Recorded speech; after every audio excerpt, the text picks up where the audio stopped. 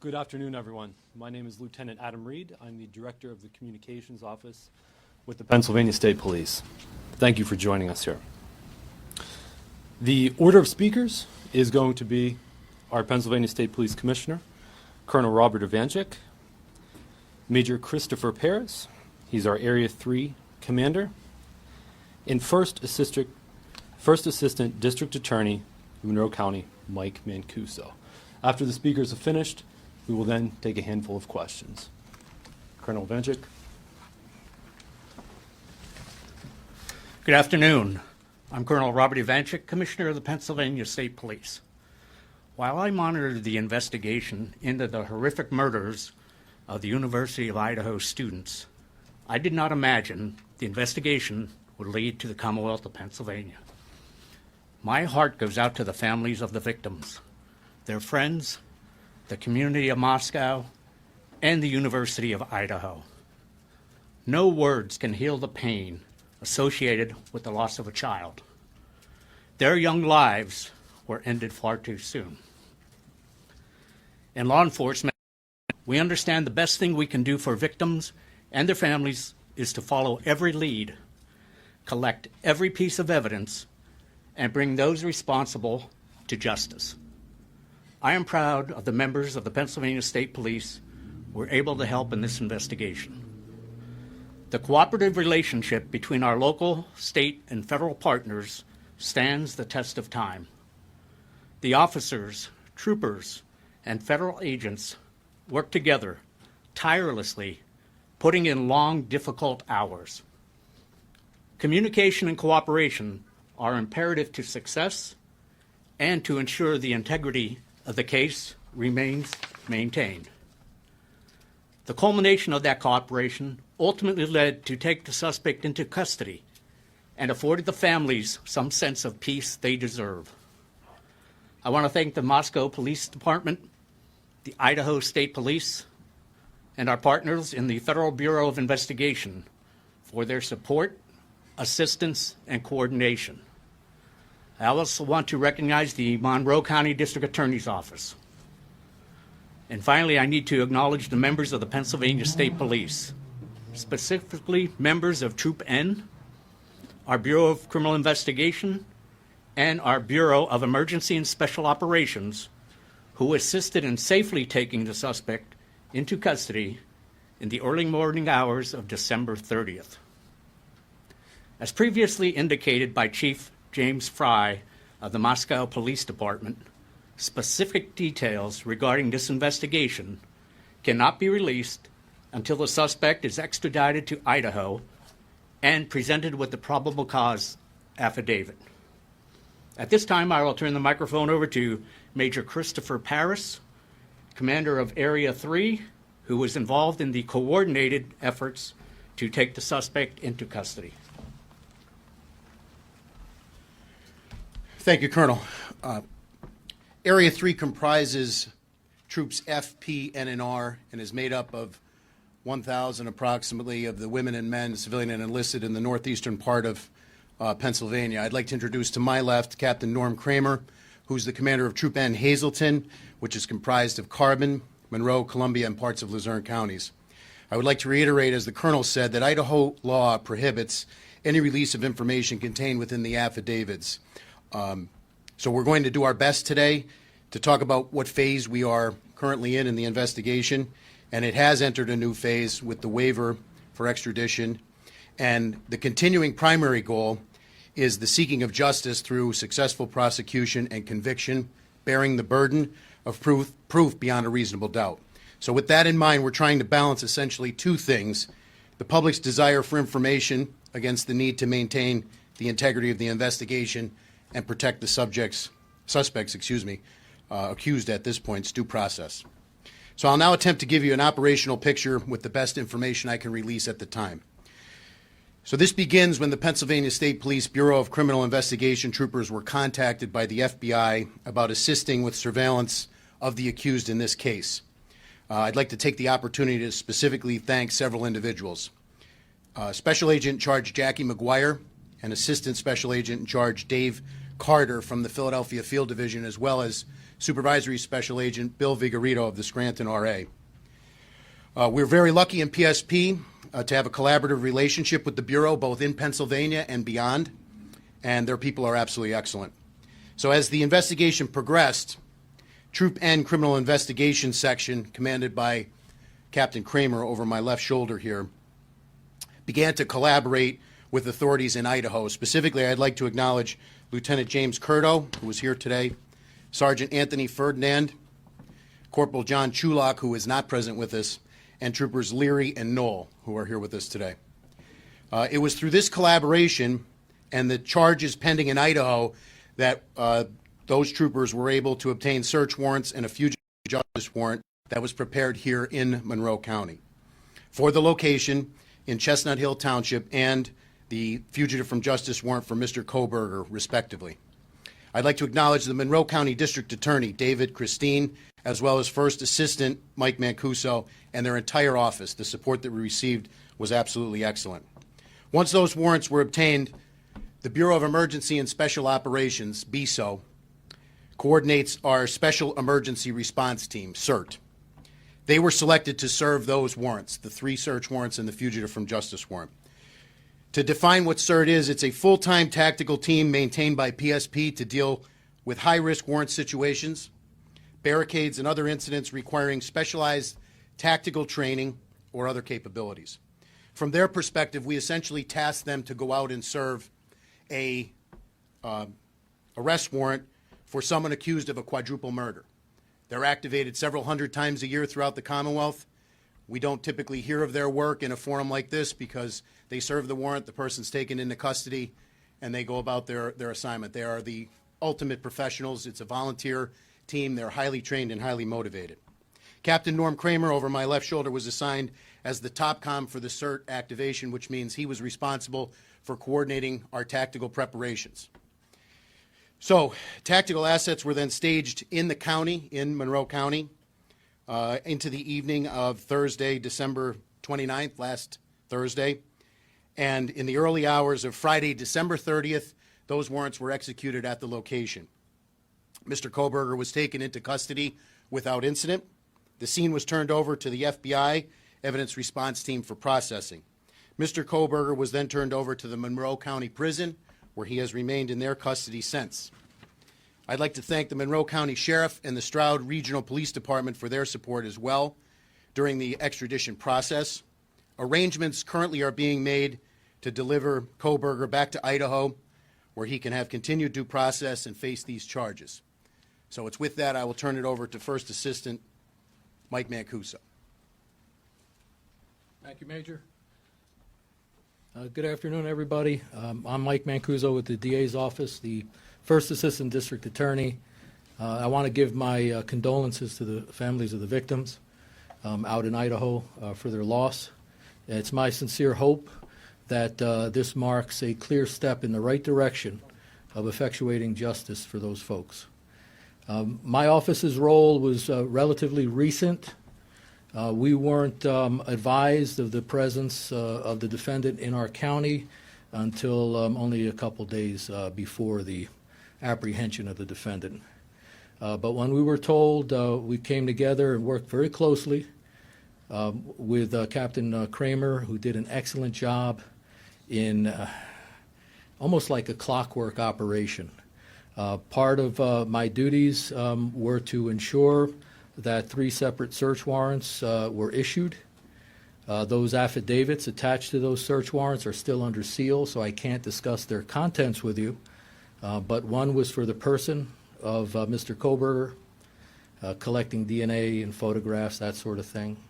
One was for the white Elantra vehicle, which I understand has been seized and is being processed. And one was for the address, the residence itself that he was living in with his family. I was at the scene, and I have to say that Major Paris and Captain Norm Kramer did an outstanding job in coordinating the efforts, not only of the numerous Pennsylvania State police troopers there, but officers from other jurisdictions and disciplines within those jurisdictions to make this a very smooth, highly competent professional operation.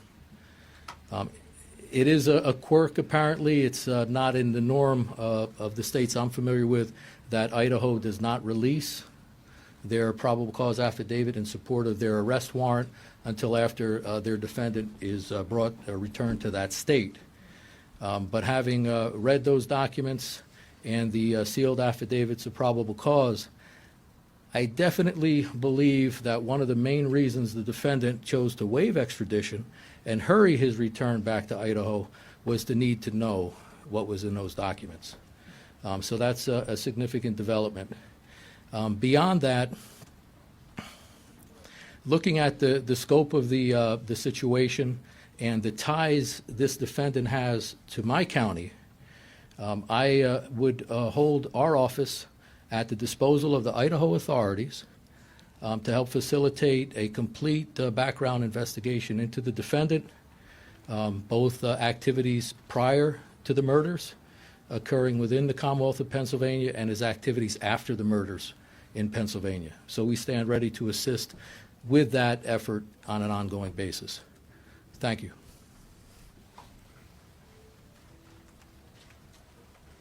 We can now open it up for questions. Can you tell us what state police specifically did, or can you give us any indication as to the operations of state police when you were notified? And you talk about putting tactical in the area. How long were they there? And what's the? We're not in a position to give you an exact time. It was at some point prior to when the surveillance was taken, as the investigation progressed to a point where search warrants could be obtained, and the probable cause for those search warrants and an arrest warrant, a fugitive from justice warrant based on the arrest warrant out in Idaho were obtained. We began to take the tactical steps to plan to serve them. Were you collecting evidence prior to his arrest? At this point, like we said, it's very much pertinent to what's in the affidavits, which we cannot speak about. What's it about his demeanor when the arrest actually happened? Present sense impression, as likewise ongoing investigation, can't discuss it. How, Rob Mann, 69 News, how is Kohberger being transported back to Idaho? Those arrangements are being discussed right now, as well as the logistics. The court order says, those of you who heard it today, it's within the next 10 days, so we're currently working on that in coordination with authorities out in Idaho. Sir? I can't comment. I don't know. Is he being held in the Monroe County Jail until he's extradited, or was he removed to another? No, he is lodged in the, since he was dropped off there Friday morning, he's resided in Monroe County Prison. Still, and until he's Correct, yes. extradited, he'll be there? Are the marshals moving him, or which group is At this moving point, that's still being coordinated between the state police and the authorities out there. We don't know. Will the affidavit be unsealed when he arrives in Idaho? I don't want to speak out of my lane. When I watched the press conference on Friday at 1 p.m. Pacific time, I was alerted to the fact that, according to Idaho state law, that the affidavits have to be served to him once he's extradited back before they could be unsealed. Did he say has anyone else been arrested? Ongoing investigation. Has the motive been determined? I can't comment on that either. I apologize. Who transports him, sir? Does Pennsylvania State Police, the Monroe County Sheriff's Department? He's presently back. He was transported from the courthouse by Monroe County Sheriff, and the logistics of who's going to transport him out to Idaho are still being discussed. We don't know. Yeah. Can you confirm the time of his arrest and how much law enforcement presence there actually was? I would say it was in the early morning hours of Friday, December 30th. Tactical assets on scene were probably in the neighborhood of 50. Were you afraid he was going to get tipped off before you got him? I would say overall about this entire operation, and the credit goes, this is a part that the state police played humbly. You look at Moscow Police Department, 38 sworn, 19,000 leads, the video evidence that they had to develop in order to put that out, all public source information. But when you talk about the service of a high-risk warrant for someone who's committed or alleged to have committed 4 homicides, there's nothing routine about that. And all of those tactical steps that were taken were in conjunction with the best efforts of the authorities, local, state, and federal, both in Idaho and here, to ensure that we could do it safely and to ensure that we could get him into custody and that those service or the search warrants could occur. Sir, can we ask you a question of the First Assistant District Attorney? Mr. Mancuso, you described having read to a degree the contents of that affidavit of probable cause, and that you possibly speculated or theorized that he wanted to get back to read that as well, since he can't read that. Can you give us an indication, though, of the seriousness of what you did read? I know you can't talk about it, but can you share with us something? Yeah, I can't get into the details, sir, but I can say it involved the defendant's connection to a scene of a crime consisting of 4 murdered people. So that's the significance of it. Can you confirm that there is a connection between Bryan Kohberger and any of the victims? I can't discuss that, ma'am. How confident are you that he is guilty of these crimes? That wouldn't be my place to say. Certainly confident enough that there was ample probable cause for the issuance of the various warrants in the case. What was your reaction when you heard this? You've all talked about you followed this. This happened states away. When you get that call, or you all get the call, that this person could be right here in your home area, what's your reaction? Well, I was surprised. Really, Monroe County, of all places, it hits close to home. It's a normal human reaction, I would think, under the circumstances. Do you know when he and his father left Idaho or Washington and drove to Pennsylvania, what that date was? No, I don't know the exact date, ma'am. Approximately, we understand the middle of December, is that correct? I think that's approximate. And what about, we heard reports that they were stopped not once but twice on the highway. Could you elaborate? I'll defer to his Pennsylvania public defender on that. Do you have reason to believe that Kohberger is connected to other crimes and unsolved mysteries in the area? I wouldn't answer that question at this time. You start looking at some that may be unsolved where he was around. That would be a normal thing to do.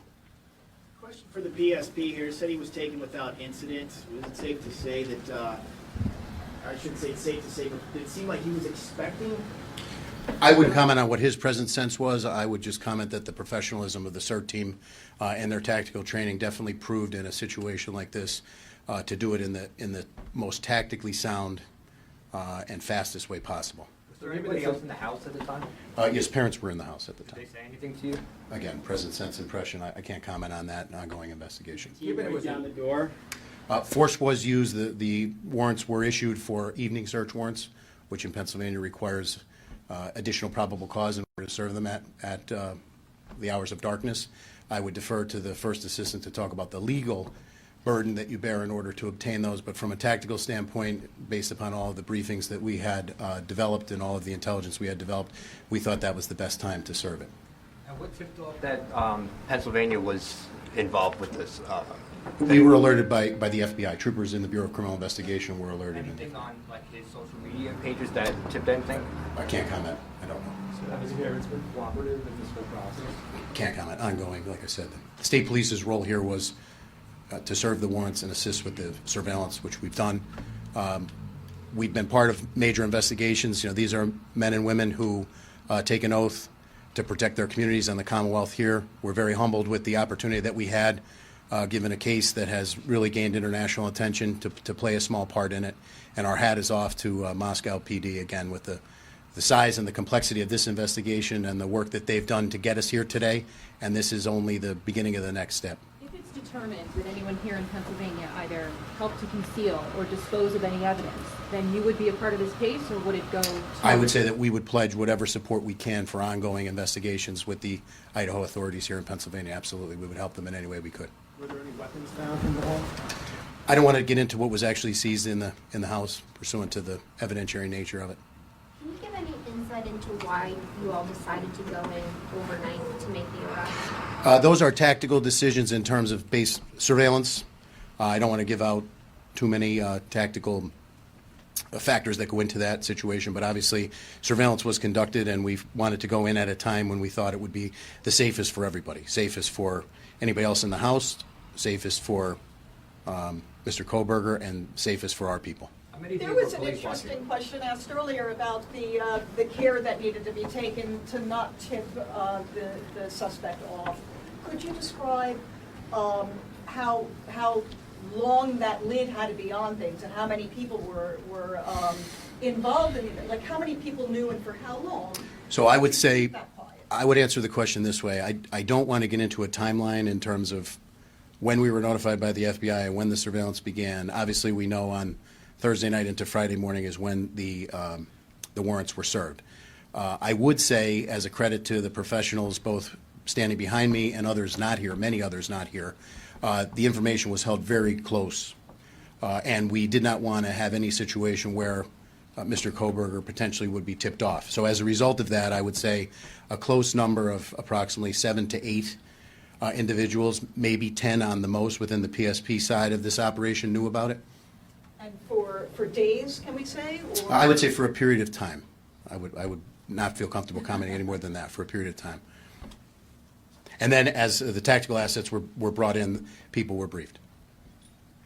When the movement plan is finally decided, will there be an announcement? Will Not from the state police, so we would defer to Moscow and the authorities in Idaho. when he starts leaving Pennsylvania? Well, we have security concerns now, obviously, to move any prisoner. Anytime you move somebody from a secure prison to another place, we don't want to. There won't be an announcement from the state police in terms of those logistics, but they're being worked on right now. Can you give us your best guess when you think he might be moved, roughly? Tomorrow? We would like to do it as soon as possible, but the court order says 10 days. We have 10 days to coordinate it. Can you potentially be on a plane tonight? Is it possible he could be on a plane tonight? That's a possibility, right? I can't. I would think that's probably not likely. A private plane, or would you fly commercially? We're looking into that right now. Can you confirm or deny that a window was broken in order to gain access into the home? There were multiple windows that were broken, I believe, to gain access, as well as multiple doors. I think the video of the house after the fact confirms that, and that would all be part of the tactical plan based on the floor plan of the house, et cetera, and what the CERT operators would do to serve those warrants. Was this suspect on your radar before, and are you looking at any connections? I wouldn't comment on that based on the ongoing nature. But how about did he have a criminal past? According to the UJS, I didn't see anything. I can't comment on a person's criminal history during an ongoing investigation. Sorry, Mr. Mancuso said that you stand ready to assist in giving the complete background of the defendant. What specifically is law enforcement interested in? That'll be the last question after Mr. Mancuso answers. In any case of this nature, and I prosecuted a fair share of homicides, double homicides, that sort of thing, you want to look at any evidence of possible motive. You want to look at any evidence of a pattern, of modus operandi or method. You want to get into the subject's character, mental state to the best you can, that sort of thing. So it'll be an all-encompassing effort, which we stand ready for. Okay. How do we do it? We have our ways. Okay, thank you. Thank you. Thanks, everyone. Just for a quick spelling, I'll give everyone the spelling of everyone's name. It was included in the media advisory, but just so we have it.